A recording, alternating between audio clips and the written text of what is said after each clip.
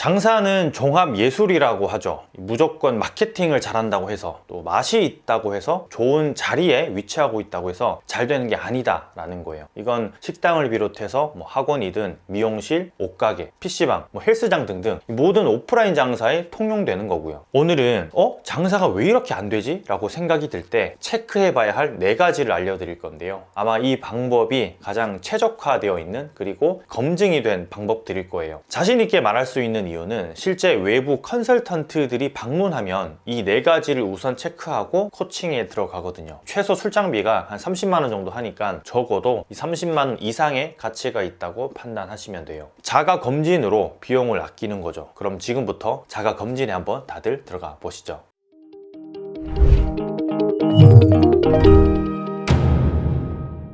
장사가 안 될 때 체크해 봐야 할 첫 번째는 바로 품질입니다. 식당이라면 맛이 될 수 있고, 학원이라면 학생, 학부모의 만족도가 될 수 있겠죠. 좀 더 디테일하게 들어가면 성적이 올라갔느냐, 그렇지 않느냐로도 볼 수 있고요. 미용실 역시 손님의 만족도, 옷가게는 옷의 품질보다는 주인의 응대 능력으로 인한 만족감, 브랜드의 인지도가 품질에 속하기도 해요. 이 품질이라는 건 내 스스로, 본인 스스로 체크하기는 꽤나 힘들어요. 이건 인간이 가진 기본적인 성질 때문이기도 한데요. 내가 파는 건 다 좋은 것, 맛있는 것, 뛰어난 것이라고 생각하기 때문에 그래요. 가게가 폐업한 이유도 이것이 한 몫을 크게 차지하기도 해요. 가장 중요한 체크 방법은 제3자, 그러니까 전혀 일면식도 없는 사람에게 평가를 받는 거예요. 해당 업계의 고인물들, 그러니까 장사의 달인들은 이런 걸 주기적으로 간접적으로라도 하고 있어요. 이를테면 식당에서는 설문지를 비치해서 설문지 작성 고객들에게 이 서비스 품목을 제공한다든지 하는 거죠. 옷가게 역시도 옷을 구매한 사람들에게 영수증에 QR코드를 삽입해서 온라인 설문을 할 수 있도록 제공하고, 그 설문을 바탕으로 점진적으로 개선을 해 나가요. 그런데 보통 사람들은 이런 걸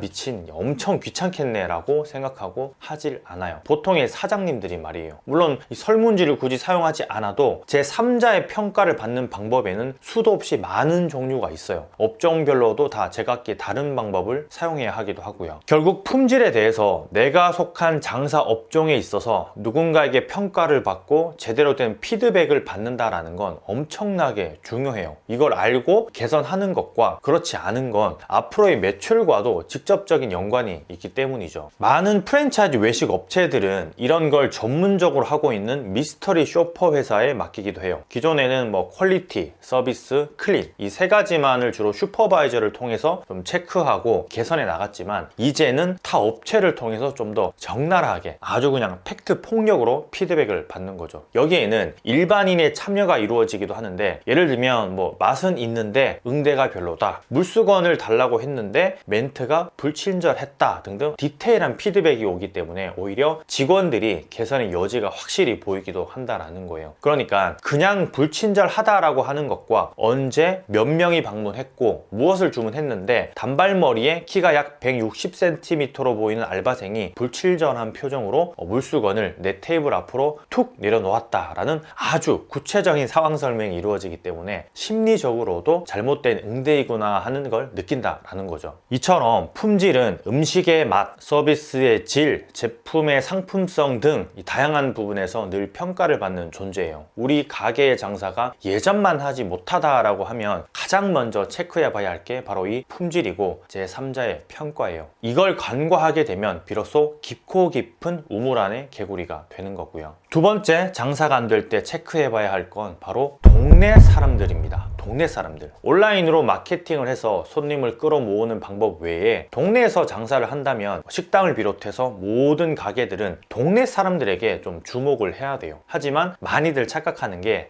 우리 홍보 안 해도 동네 사람들은 이미 다 잘 알아 예요. 아니에요. 그렇지 않아요. 이미 생긴 지 3년이 넘은 가게를 우연히 보고는 저거 새로 생겼나 하는 사례가 많다라는 거죠. 마케팅과도 좀 밀접한 관련이 있지만 우리 가게 매출의 절반 이상, 아니 아니 한 70%, 80% 이상은 동네 사람들로 인해 생겨난다는 걸 안다면 절대 무시하면 안 되는 게 동네 사람들이에요. 과연 우리 동네, 우리 가게 반경 500m 안에 살고 있는 약 1만 명의 사람들이 우리 가게의 존재를 알까? 이걸 생각해보면 좀 아찔해지죠. 내가 동네 사람들에게 우리 가게를 알리기 위해서 과연 무엇을 했나? 반성이 좀 되실 수도 있어요. 전단지, 현수막, 블로그, 인스타, 스마트 플레이스, 각종 관련 어플, 아파트 광고, 직투, 신문 삽지, 수많은 방법들이 있죠. 여기서 제일 중요한 건 지역 타겟을 정해서 천천히 그리고 꾸준히 해야 한다는 데 있어요. 다 좋아요. 많은 마케팅 방법들이 있고 다 하면 좋겠죠. 다만 중구난방으로 한다고 해서 인지도를 올릴 수는 없어요. 아주 천천히 그리고 스무스하게, 예를 들어서 내가 미용실을 운영하고 있다. 그럼 일단 지역 커뮤니티를 먼저 한번 찾아보면 좋아요. 맘카페도 좋고 지역 카페도 좋아요. 거기서 꾸준히 활동을 한다는 건 자연스럽게 홍보가 된다라는 거예요. 그렇게 쌓인 게시물은 일회성의 몇만 원짜리, 몇십만 원짜리 광고에 수백 배에 해당되는 것이기 때문에 시간 아깝다, 노력이 아깝다라는 생각은 절대 하시면 안 돼요. 그리고 지역 블로거들과 친구를 맺어서 정성스럽게 댓글도 달고 소통을 한다면 의외로 쉽게 동네 사람들에게 우리 가게를 알릴 수 있는 여건이 마련돼요. 특히나 이 청소업체나 수리업체, 인테리어 등등 고관여 제품을 취급하는 동네 업체는 직접 블로그를 운영하면서 시공 사례를 올리고 꾸준히 포스팅을 하면 이 수백만 원짜리 마케팅 패키지보다도 훨씬 더 좋은 효과를 볼 수 있어요. 이건 그 누구도 부정할 수 없는 거고 단숨에 할 수는 없는 거예요. 그래서 이 동네 사람들에게 우리 가게를, 업체를 알리는 건 아주 천천히 점진적으로 이 아파트 사람들에게 다 했다는 생각이 들면 다시 다른 아파트 사람들을 타겟으로 하는 게 필요해요. 명심하세요. 우리 매장의 매출 80%는 반경 500m 내에 거주하고 있는, 거기에 회사를 두고 있는 사람들이 올려주는 것을 말이에요. 차곡차곡 쌓은 콘텐츠는 결국 수백만 원짜리 광고 회사의 패키지 광고보다 훨씬 더 값어치는 효과를 불러온다는 걸 말이에요. 세 번째, 장사가 안 될 때 체크해 봐야 할 건 직원이 돈값을 하는가입니다. 누구든 일 잘하는 직원을 쓰고 싶어 해요. 그런데 일만 잘하고 손님을 떨어뜨리게 만드는 직원이 있어요. 사장님 앞에서는 절대 그런 행동을 하지 않지만 이 CCTV로는 확인할 수 없는 음성, 표정, 손짓, 몸짓으로 인해서 단골이 생기지 않는 마술을 부리는 직원들이 있죠. 가장 가까운 예로 사장님이 없는 가게에서 일은 잘 하는데 퉁명스러운 말투로 손님을 응대하는 직원, 다들 한 번씩 경험해 보지 않으셨나요? 그 직원이 잘못된 부분도 있지만 이건 사장님이 파악하지 못하는 가장 큰 오류가 있는 거예요. 보통의 매장들은 직원들에게 따로 CS 교육을 시키진 않아요. 특히나 동네 가게들은 CS가 뭔지도 잘 모르는 경우가 허다하고요. 우연히 얼마 전에 제가 김해 디저트 카페에 들렸었는데 사장님께서 저를 알아보시더라고요. 오, 곰프로님 하면서 말해요. 그런데 저한테 무언가 건네면서 확인을 받고 싶다고 하셨는데 그게 뭔가 하면 바로 응대 매뉴얼을 동영상으로 만드신 거였어요. 깜짝 놀랐죠, 저는. 프랜차이즈들도 이렇게 하기가 쉽지 않은데 사장님 스스로 그걸 만드셨더라고요. 예를 들면 인사법, 커피 건넬 때, 계산할 때, 손님이 왔을 때, 나가실 때 등등. 글보다는 확실한 게 음성, 표정, 몸짓, 손짓을 다 볼 수 있기 때문에 입이 떡 벌어졌죠. 직원은 나를 대신해서 돈을 벌어다 주는 아주 귀한 존재죠. 다만 너무 귀하다 보니까 일만 잘하면 무조건 좋다라고 하시는 경우가 있는데 손님을 떨어지게 하는 존재는 아닌지 파악을 해봐야 될 필요가 있어요. 디저트 카페 사장님처럼 이 동영상으로 응대 매뉴얼을 만들어 주는 것도 한 방법이고요. 매뉴얼이 있는데 그걸 습득하지 못한다라는 건 명백한 직원의 잘못이니까요. 어떤 사장님들은 일은 썩 잘하지 못해도 손님들에게 좀 방긋방긋 친절하게 하는 알바를 더 선호하기도 하는데 이유가 일은 하면서 천천히 배우면 되지만 친절한 응대는 가르친다고 되는 게 아니다라는 거예요. 그만큼 사람의 천성에 가깝다라는 거죠. 손님을 불러오는 직원인지 손님을 떨어뜨리는 직원인지 알아볼 수 있는 눈을 키우는 게 사장의 또 다른 덕목이 아닐까 싶어요. 네 번째, 장사가 안 될 때 체크해 봐야 할 건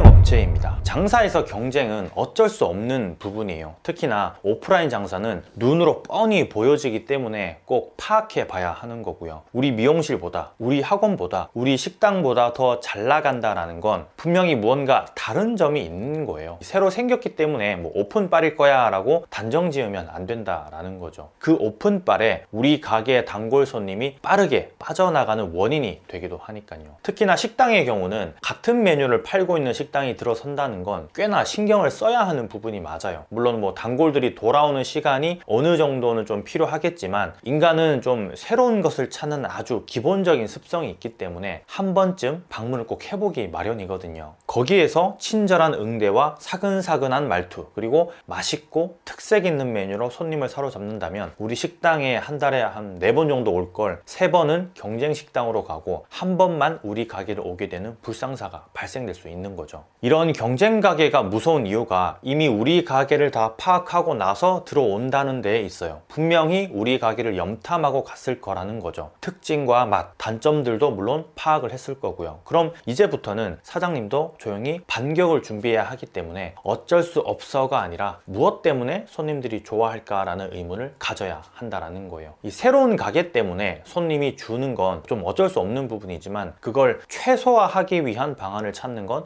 오프라인 가게들이 가져야 하는 필수적인 부분이에요. 이런 경쟁은 뭐 하루, 한 달을 하는 게 아니라 적게는 6개월, 길게는 1년, 2년이 될 수 있기 때문에 마음을 굳게 먹어야 하는 거고요. 결국 오랜 시간이 흘러서 누군가가 좀 폐업을 하거나 업종을 바꾸고 또는 가게를 내놓게 되면 비로소 전쟁이 끝나는 거예요. 물론 뭐 새로운 사람이 또 들어온다면 2차전, 3차전을 준비해야 하겠지만 말이에요. 이 오프라인 장사에 어쩔 수 없는 부분이지만 심리적으로 좀 타격을 받지 않으려면 그래 한번 해보자 라는 마음가짐이 꼭 필요하다라는 것, 그리고 이 부분을 생각하고 가게 자리를 찾고 인테리어를 하고 디테일한 업종을 선택해야 한다는 것도 잊지 않으셨으면 좋겠어요.